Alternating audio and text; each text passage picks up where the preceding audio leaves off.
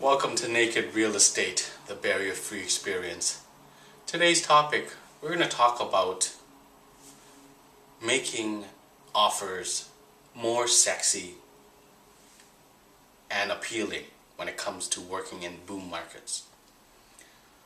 So I've been in Vancouver now here for about a year and a half, and let me tell you, I've never seen or been in or sold in such a crazy market. Very aggressive buyers, many people with cash, and these people got balls of titanium because they're going subject free on condos where they haven't even read the docs, and they're bidding 5-10% above market value, 100,000 over list price on a $400,000 condo. Think about that, 25% over list price, and the mania is crazy. I'd be standing in real estate, these towers, 400 units for pre-sales. There's 200 people in line waiting to buy anything. And when you look in their eyes, you can see the desperation of, I'll take anything. I'll take a piece of shit on a hot dog, rotten piece of bread, desperate. Like when I looked in these people's eyes, I could not believe the desperation of the mania of how they had to buy something. Blew my mind away. So going back to my story is how do you win offers, in such a crazy market? Right? What does your realtor do to jazz up your offer? Or how would I would say, what does your realtor do to MSG the offer? And everyone who knows MSG, what it does to food is it brings everything together and makes it more fantastic. And any experienced realtor, that's what they do to the offer when they're going multiple offer. So number one thing to do to MSG the offer that your realtor should be doing is he should be creating, best buddy relationship with the seller's agent. You've heard the saying, people love to do deals with people they know, like, trust, and respect. Well, that goes the same for real estate. Any realtor that knows the listing agent more has a better chance than just another realtor who sends in a price with no name, no relationship. Because when it comes down to two similar relationships, if I knew one of the realtors but I didn't know the other one, I'll go with the one that I know. Because deals will fall apart for whatever reason. And every realtor wants to obviously get their client the best price, but they also want the deal to actually close. Because one thing I've seen in this market a lot of is multiple offers where deals don't close and then the house goes back on the market. That's just a nightmare for the buyer and the seller. Nobody wants that, right? Second thing to MSG your offer to make it nice and pretty is you need to have your realtor sell you, the buyer. Your realtor's got to tell that seller realtor, why should your seller sell to my client?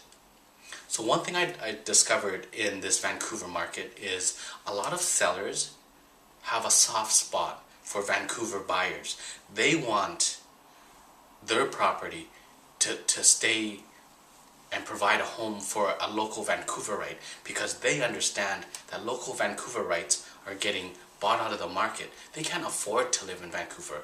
Why? Because of these Chinese foreign buyers? They're probably part of the reason. But a lot of local Vancouverites who are selling, and if I find out, that they are those kind of type of people because I'm talking to the seller's agent, I will always jazz up my buyers.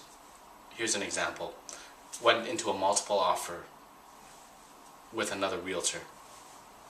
We weren't the highest offer, but what made that seller's agent come back to us is I told them that my investor client was buying this condo for his daughter.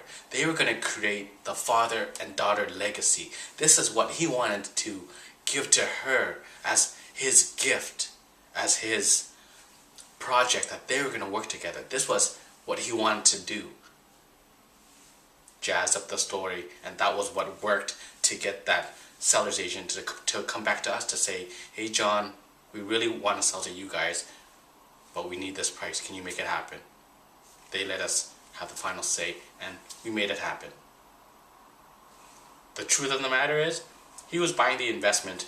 He wanted to show his daughter how to invest in real estate, that real estate's a good investment.